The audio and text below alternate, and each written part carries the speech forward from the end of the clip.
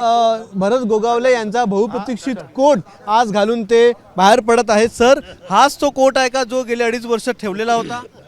बरोबर आहे, कारण जी चर्चा होती ती चर्चा आम्ही श्रद्धा आणि सबुरी बाळगली आणि त्याच्यामुळे आम्हाला हे मिळालं आणि त्यामुळे मी समाधानी आहे आणि आज कोट घालून बाहेर पडले। सर, मंत्रिपदाची शपथ घेत आहे, कोणतं मंत्रिपद मिळेल अशी अपेक्षा आहे? योगेश, पहिले ह्याला जायचं ना देवगिरीला।